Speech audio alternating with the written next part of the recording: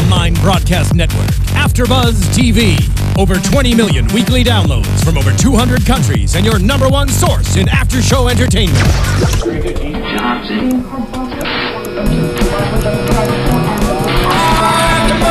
AFTERBUZZ TV, the destination for TV superfans. Producing aftershows for over 300 of your favorite TV shows. Interviewing celebrities and showrunners. And bringing you behind-the-scenes exclusives. All thanks to E! Entertainment's Maria Menounos, producer Kevin Undergaro, and internet leader Akamai. Now, let the buzz begin! Hey!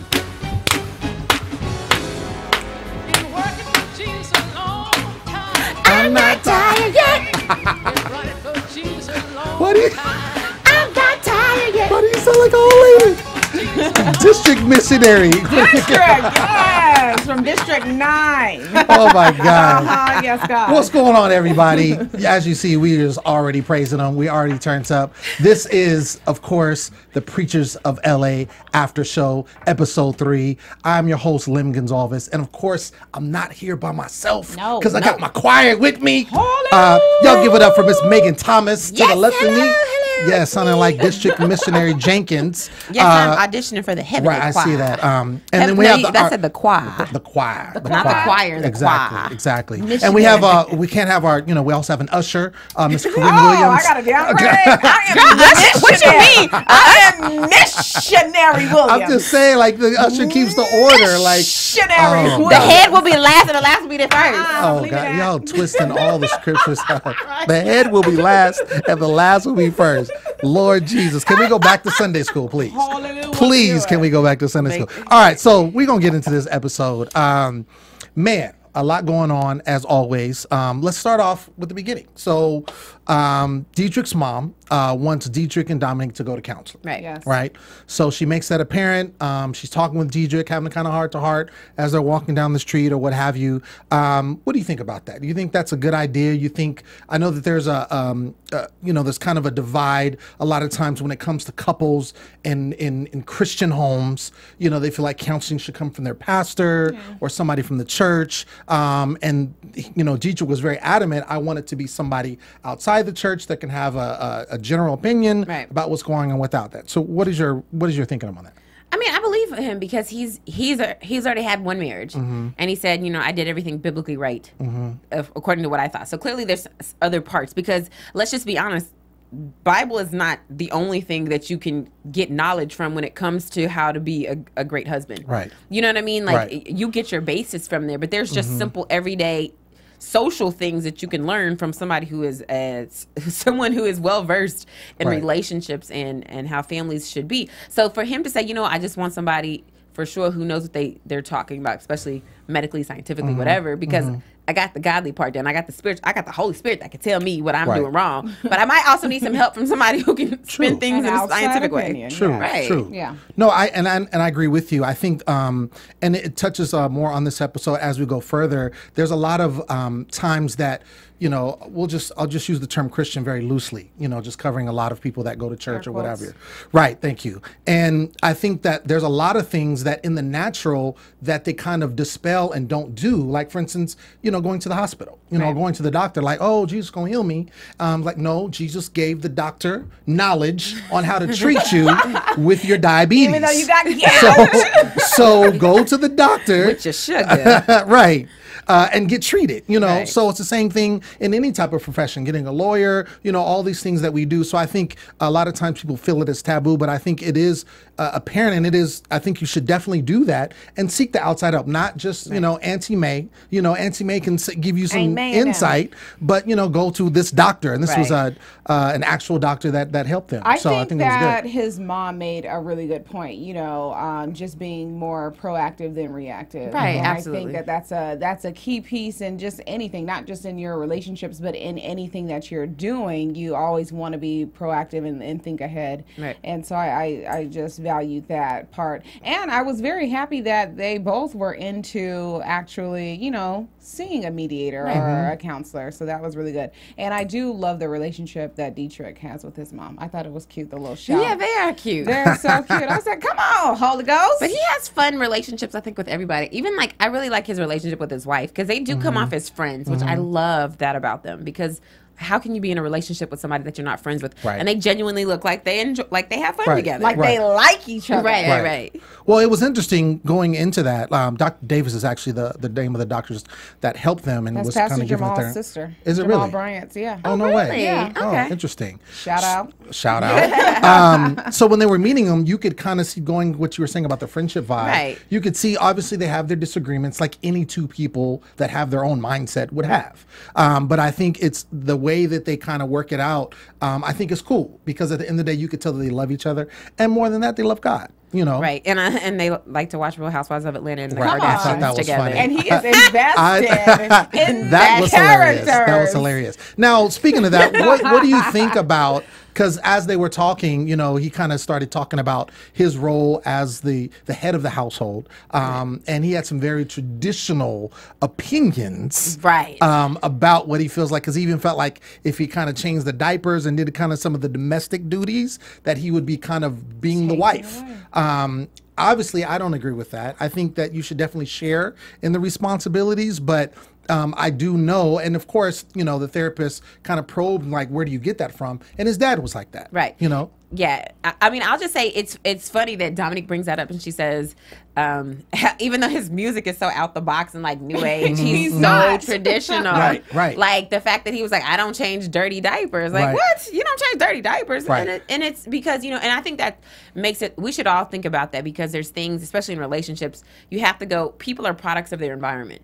So it's not like they're being a certain way to be mean to you. Like, you have to go back to, where does it come from? And 9 times out of 10, it's from how they grew up. Right. So he was just like, I had a great dad. He was a wonderful father. He provided for us, but he never changed a diaper, you know? And so for him, that's what it means to be a father, to provide, to be there, but you don't change diapers. Right. You out there making the money, make sure they have what they need. But Right. how interesting was that point that, you know, he was more so raised in this traditional household, and then you have Dominique, who said she didn't have a father figure at all. Right. at all. So, you know, she's just used to, you know, her household being just one way. So I just thought that was very interesting, and seeing how even without the counselor or the therapist, excuse me, that they were able to, you know, work through, you know, the mishaps or, you know, the differences, Right. basically. So I Right. thought that was interesting. And I think too, because this is Dietrich, again, we said second marriage, I think he really, really wants us to work. I think he had whatever problems that he had in the previous marriage, he doesn't want to carry that over. So I think that's one of the reasons he was, you know, very, you know, wanting to go ahead and have that therapist, and says, yeah, I'm with that because I don't want to, you know, repeat the mistakes of my past. But wait, do you guys think they should have a nanny? A nanny? Yeah, do you think they should get a nanny? I mean, I think it's kind of hard to say. I think when you have, I can see where the wife, or the mother, I should say, doesn't want that because she wants to have that relationship and she wants to have that bonding time with her kids. I'm not a mother, but obviously, sure? Really? I'm not. Contrary to popular belief, what you heard, I am not a mother. You know, but I'm just going with, you know, my relationship with my mother and how she was with us. I know that, you know, it's very important, you know, for a mom to have that, and I think that her being a new mother and these kids being very young on top of that, she wants to have that. What do you think?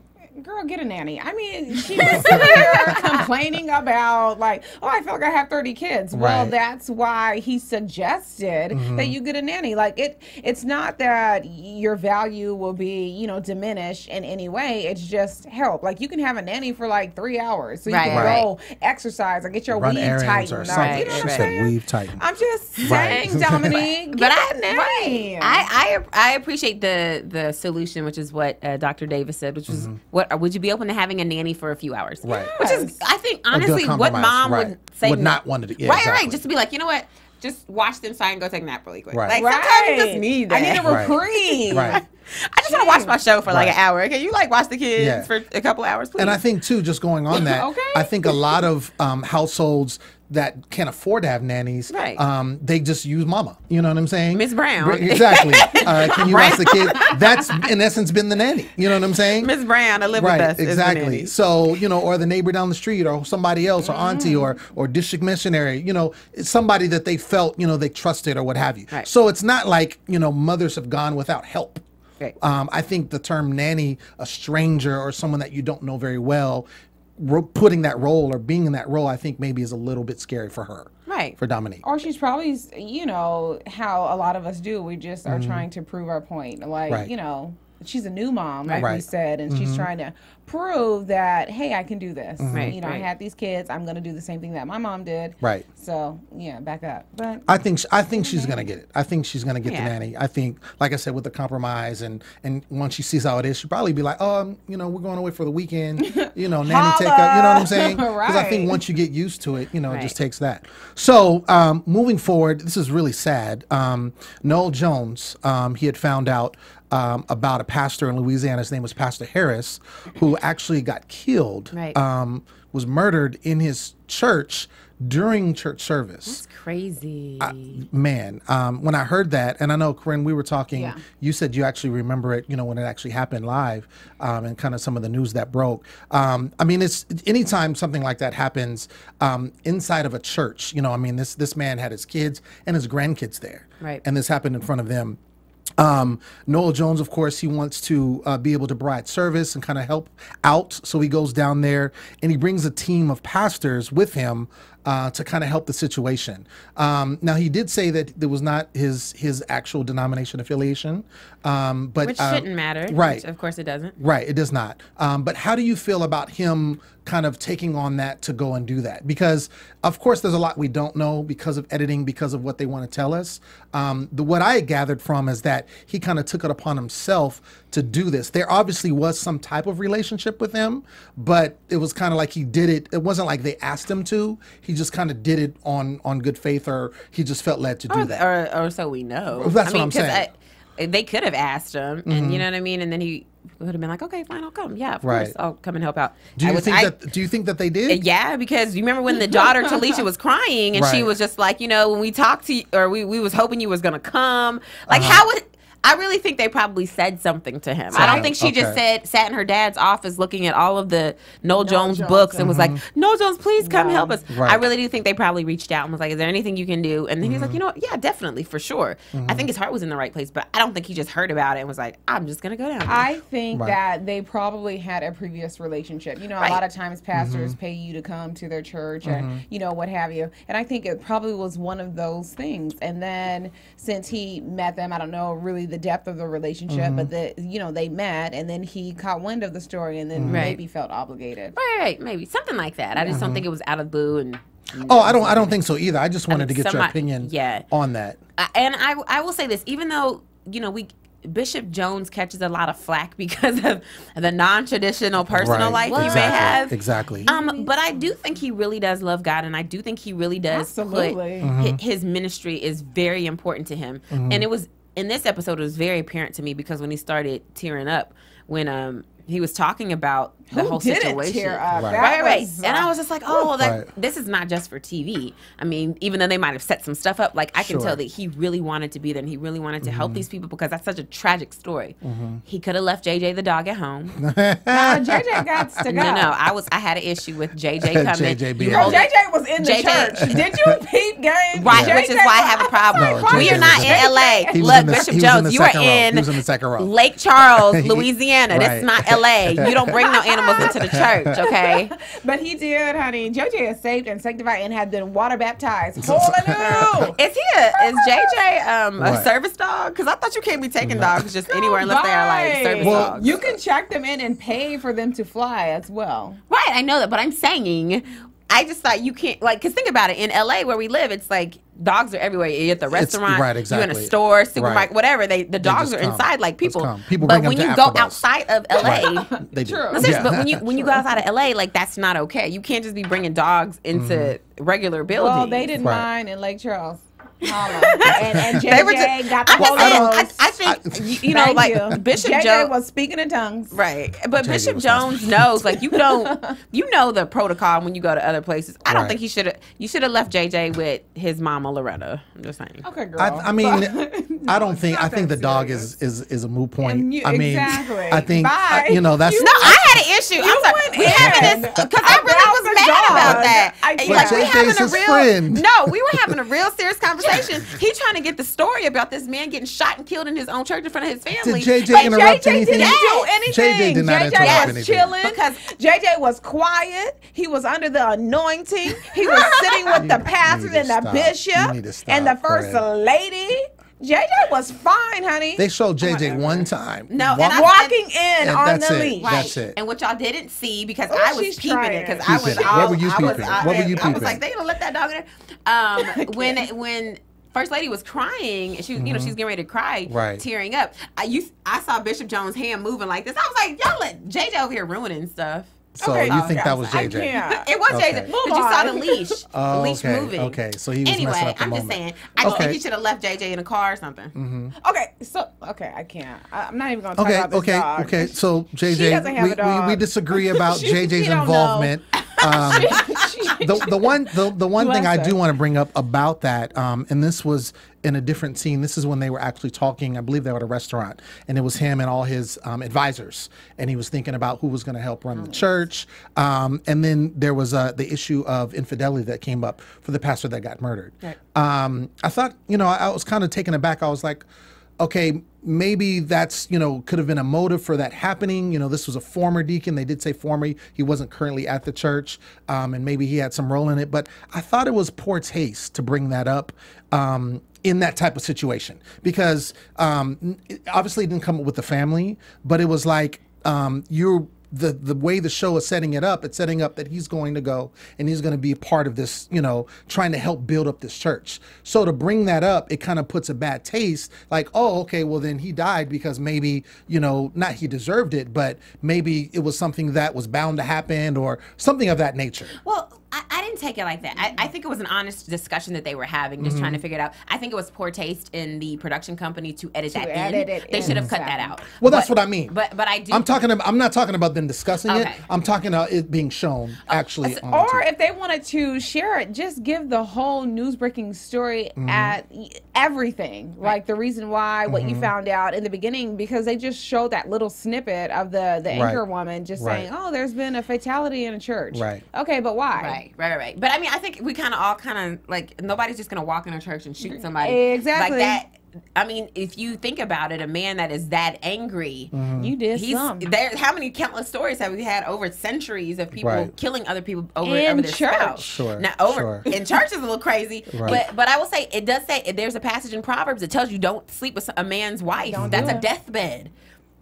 This is because that's how invested people are with their spouse. You can't mess with that. So, I mean, I think that was something that they would naturally talk about. Like, why did this even happen?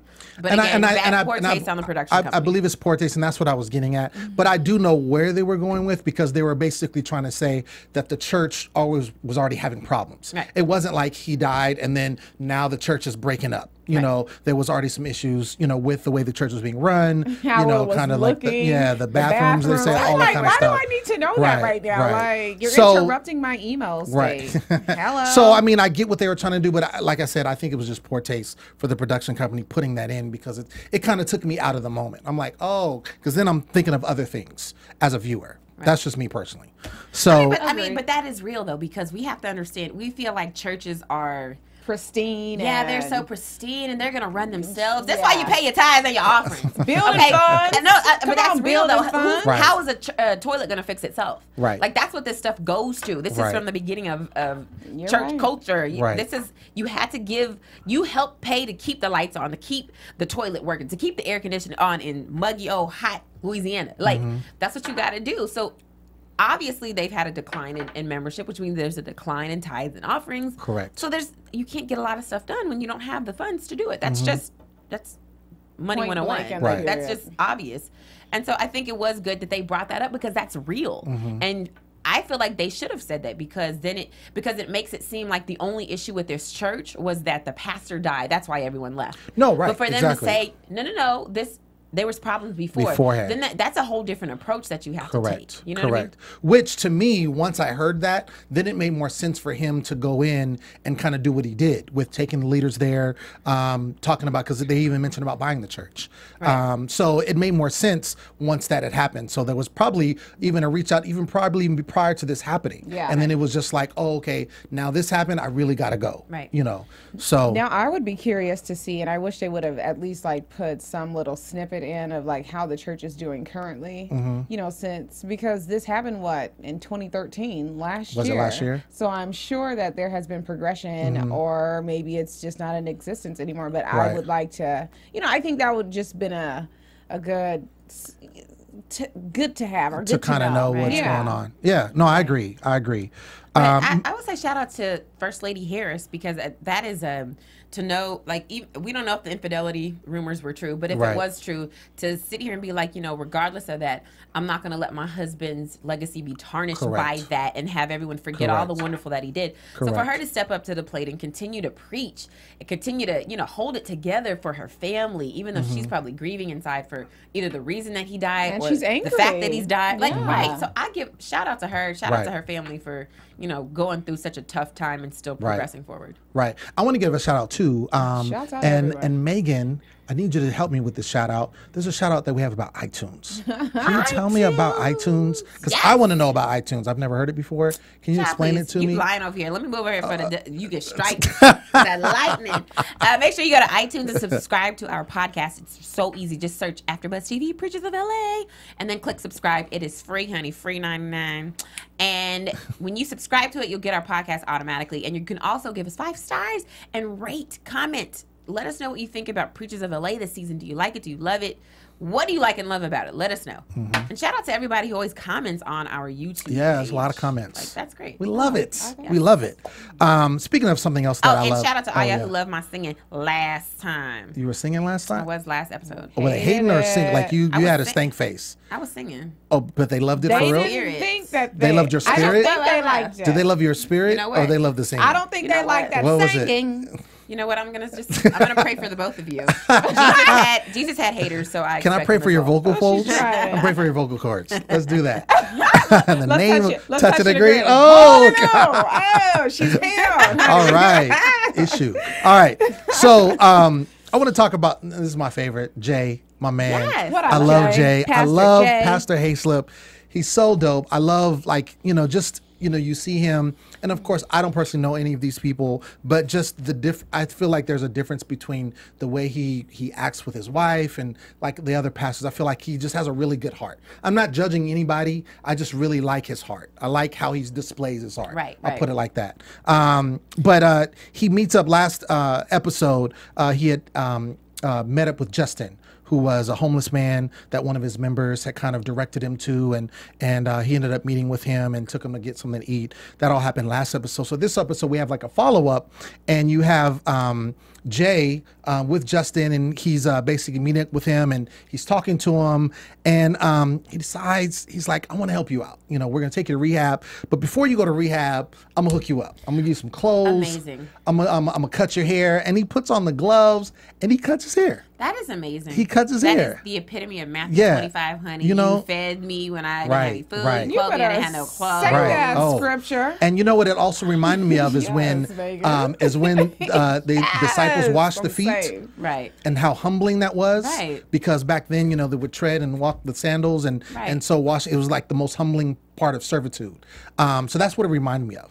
And it just was amazing because he could have paid somebody to come and cut his hair. Of course, which they probably did, because at the end we see he has his buzz cut. He has a nice line, right? And there was a little something in the back too.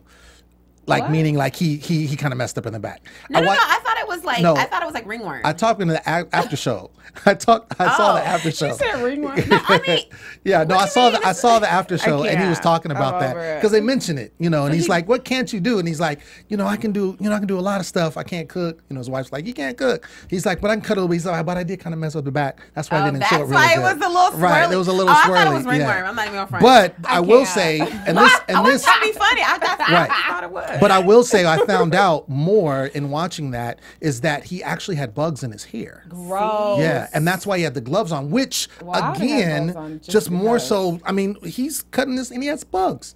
But the fact that he's doing this because he wants to help out this individual. Right. You know, it wasn't stated in the show, you know what I'm saying? He didn't mention it, you know, but the fact that that was the case and he still did it, it's dope. It's dope. That is definitely who we saw him to be last season too. Because remember when he stumbled upon the lady who was struggling with her drug addiction in the park, and he was wanting to aid her as well. Exactly. So this is really his passion. This is, you know, really what he's called to do. So just watching him just do this and just, you know, be so open and then share the story about, you know, his own son and his own personal addiction, and then his son having the addiction as well. I just was like, yo, I like him a little bit more. Yeah. And I think that it's important. I said this in the last episode recap that, you know, if you notice what Jesus did, he always met the need before he tried to give a word.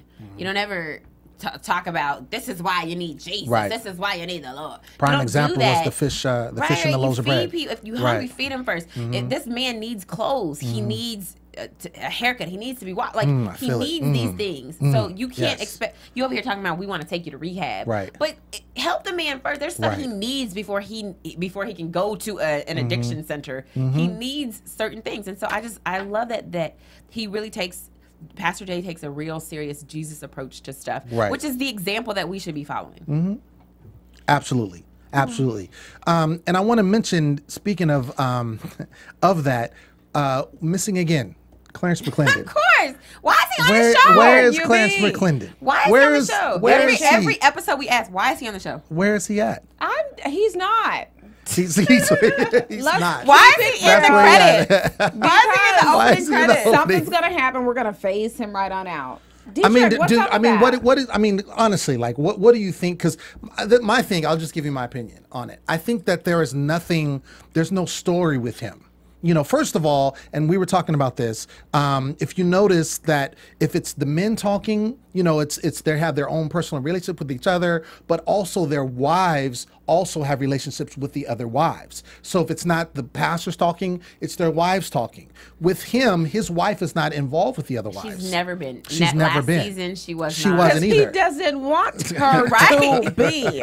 Get your what you please. He don't want. So and obviously he, you know, feels some kind of way about, you know, certain people. I'm sure I know Dietrich, you know, based on the first season, he had a, you know, falling out with him, and he kind of everything really hasn't been the same since. Right. So I just think it's interesting that he's part of the show, but he's not part of the show. Well, maybe it's just a contract. And I know, Dietrich, what's up with it? You're an executive producer. Call in. Do you think that they're showing? Do you think that they're taping things with him and they're just not airing it? Yeah, because there's no story. Yeah, exactly. But I think Bishop McClendon probably set it up like that to where he's like, yeah, so I'm going to be a part of your show, but I'm going to live my life. And then, okay, let me tell my wife and kids, let's live squeaky clean. They're going to be in the house today. Right. Forever. Because I don't want us to be shown in a negative light in any way at all that serves nobody. I don't think so. That serves nobody. I just think I think he's being really, really squeaky clean with it because he doesn't. You remember last season he was really like. When I looked at the commentaries outside of the episode where he and Dietrich got into it at the man cave, he was really like social media, like, stop saying these things. This is not true. It's not how I feel. Interviews back to back. Like, he was defending his actions. Defending what he was doing. Like, they made me look like that. That's that's a problem because now you're trying to appear holier than that. That was honest. That was an honest reaction. Right. We all have flaws. We all have things about ourselves that probably are not favorable. And we're human. Right. And you don't help anybody when you come off being so holy that you don't do anything wrong. Because how he reacted was very wrong. But he should have been honest and said, you know what? I do need more patience. That's a lesson I'm trying to learn and get in my life. That's a real lesson. Right. But he didn't. Maybe we over here preaching. I'm sorry. I think that we're gonna have an altar call here in a minute. He came into the show thinking that he would be the star. And I hate to say it like that, but that's definitely what I'm thinking. And then he saw that there were some larger than life personalities and people he just couldn't roll up on, and he just got offended and was like, "I'm not gonna be taping with y'all." Right. Or everything was taped as it was, and then he saw in the first season that he didn't get no airtime. No, I think it was he was very selective with what they were showing. He didn't want certain things to be shown about his life. He only wanted to show church stuff. We're in the house. Only the happy stuff. Nothing negative. Nothing bad. No, nothing dramatic. But guess what? That's boring. Right. That's not, and that's not real, because everyone, no matter how horrible or great you are, has something going on in their lives. And he did not want to be transparent to show that. And as a result, there is no story. So he's like, okay, well, you guys can come to my house today. All we're doing is sitting at the pool.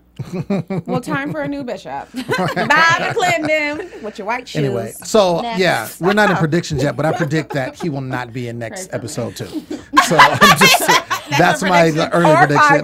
Right. I feel like that's like the prediction every week. Every week, yeah. We're not be in the next one. So we talked a little bit. Let's talk about the ladies. The ladies did meet up at JJ's Bistro.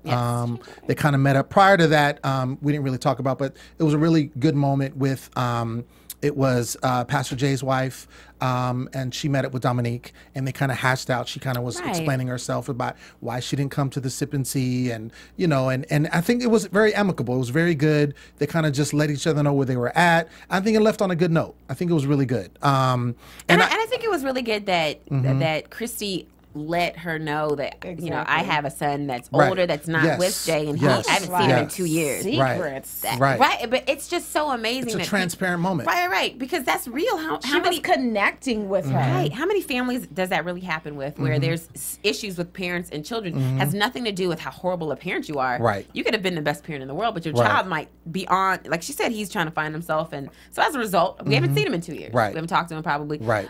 So that's real. And I love that she doesn't, you know, hide that. Like, I can't tell people, they're going to think I'm horrible. And it wasn't like no one asked her. She volunteered the information. Right. So, no, I think it was good. And it kind of let Dominique know that she's, you know, she's not putting up a front. She's a real person. Right. And that's what it is. So when they did meet up, they kind of talked, and they kind of, you know, of course, the lovely Miss Jones. She's not Miss Jones. You call her Miss Jones? Because she wants to be Miss Jones. She don't want to be Miss Jones. She does. No, she does. she does. I don't think so. Come on now. Are you serious? Corinne, You don't think Loretta? You don't think if Bishop Noel Jones came up to Loretta and was like, Loretta, I must be faithful to you for the rest of my life. Take this ring. No. She even said it when they were at dinner with Ron and LaVette. When they were at dinner, he even said, because they were like, well, you're not going to be able to. It's like, if he wants to be my husband, then he can be my husband. Like, she basically said, wants like, to be married to if he asked her, she would say yes. She ain't think about Noel Jones. Look, all I'm saying is, whatever. Loretta, she was kind of, you know, out there, and I love her style. She got a dope style. Yeah, just on a side note, beautiful. She is. So she was talking, and then she kind of brought up the person that wasn't there, which was Lady LaVette, and kind of how, you know, she was feeling. And I think, and all the ladies. My question to you guys is, do you think the ladies are now that they've seen kind of everything play out, do you think the ladies are siding with her now? Because it seemed like they were more on Lady LaVette's side and not Loretta's side. And after them talking and kind of how she exposed everything when they had their dinner, and how she said, you know, Bishop Ron was and his wife was, it seemed like they were siding with Loretta and Bishop Noel. But I think there's two sides to every story. So obviously, if the tables was turned and Loretta was not there and LaVette was there, then they would be siding with LaVette, because they hear LaVette's side of the story. So that's really all it is. I think what it is they definitely know how to be neutral as well. I mean, you know, they have to be, for the sake of their positions and who their husbands are. So this is what, you know, what their strong suit is. But another thing about Loretta, which I've noticed, is she's likable. Like, she's a girl's girl. So I mean, with her relationship being with Noel Jones or not, like, she still has great foundation with the First Lady. So. And who knew that Dominique cannot cook? You could tell. What did she say? Hold on, wait a minute. You tell she couldn't She cook. said, I made spaghetti. What you mean? Hold on, wait a minute, Lem. I need you to explain this to me. You can tell. How can you tell that Dominique can't cook? Dude, No, I can't really it. explain my motives, How because can you I just tell? have special powers. Because there's women out here that would like to know. No, Because there's a few women out there who can't cook, and they want to know. Homegirl can cook, so it ain't me. But I'm just saying. She just didn't give off the vibe that she knew how to cook. Really? Well, That's what I got from there. He didn't marry her for her Yeah. But I'm saying, but before that, how did you know? I just that? already felt that in my spirit. You felt that in your spirit that Dominique can't cook? It was in my shot top. He had a quickening in his spirit about that. I did. Spaghetti. It was just spoken to me. That's all I'm saying. When she said that, it wasn't. I'll put it this way: when she said that, it didn't surprise me. It surprised me. It did? I just feel like she's kind of domesticated. I didn't. But she's kind Just because she has 2 kids on her hip? Right. Yeah, and she carries them real mama-like. I'm just saying, but she, and then on top of that, I feel like I saw what Mama Faye in last season was like cooking up a storm, so I figured she was, she just followed suit. Yeah. Okay. No. I ain't know. I thought Dominic could cook. When she said spaghetti, I was like, oh, child. I never thought about it because I don't care. Like, it might be spaghetti. That's how she said it. Spaghetti. Right. Wow. Anyway, but I thought it was interesting. So let's get on into predictions. Let's do that. And now, your AfterBuzz TV predictions. All right, so I gave my pre-prediction about Bishop Clenning not being in next episode. Everybody did. Which we all agree with. But I'll start with you, Megan. What do you predict? I know, there's some. Well, I'll let you do your thing. I mean, yeah, we saw a couple of things that has to do with Bishop Gibson's sister and also with Cheney, Pastor Cheney's brother. I think that we'll see that there's some issues, some deep-seated issues with Pastor Cheney. I did look at a couple of extra videos they had online, the Oxygen had for that, concerning that storyline. And obviously, Pastor Cheney's brother and his mother have some serious issues to the point where, of course, his mother has filed a restraining order against his brother. Wow. So that, typically when it happens, what does that mean? That's like physical abuse, right? In a lot of cases, she says that he hit her. Yeah, right. So I'm just like, yo, what kind of... why are you hitting your mama? Right. Like, what kind of world do we live in where it's okay that you think it's okay to hit your mother? Right. So, and then of course, Pastor Cheney tells his brother, like, yo, when it comes, I'm a man of God, but when it comes to my family, like, I might fight you. Right. So you might need to get out of here. So it's going to be heated. Interesting. Corrinne? Let's see. Ron Gibson, his sister, I just have this feeling that she might not be off of the drugs. Really? Dang, I was really hoping. Because last season she went to rehab and came out and was cool, right? Yeah, but then that's TV time. She came out. So what? 2 weeks? Right. So I don't know. And it's just based off of her daughter's reaction. I mean, but of course, she was just venting. So we'll see. Interesting. I hope she is though. Right. Sean, I hope you are. Right. Well, I think that we're gonna see.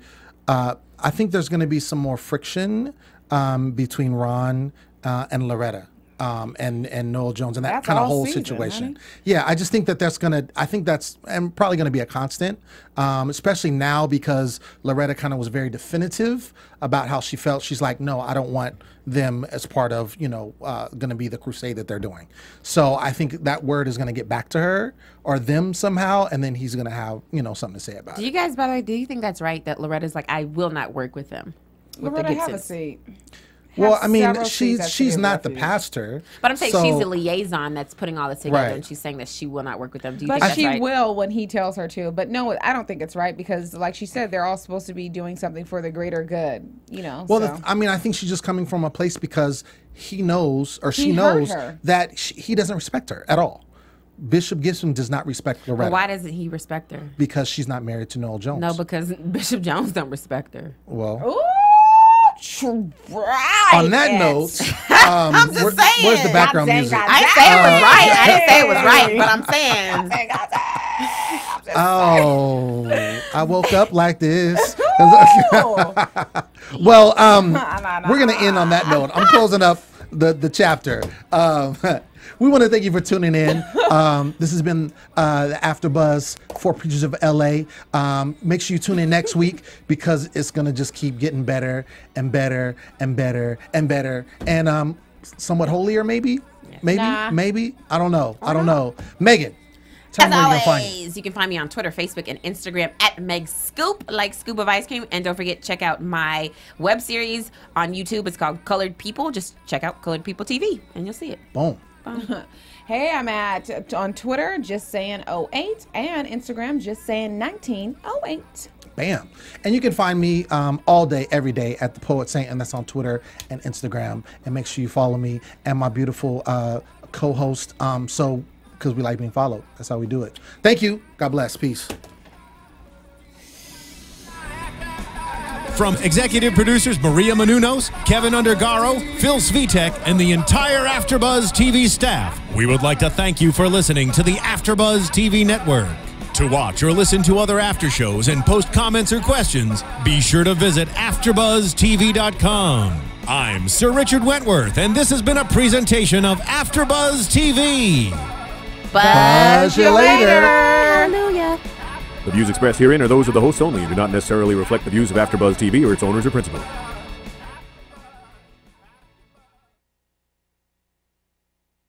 Thank you for watching AfterBuzz TV on YouTube. For more of your favorite after shows and interviews, subscribe to our channel here, and be sure to share your opinion on the episode in the comment section below here. We'd love to see what you guys are buzzing about. Thanks again. Buzz you later.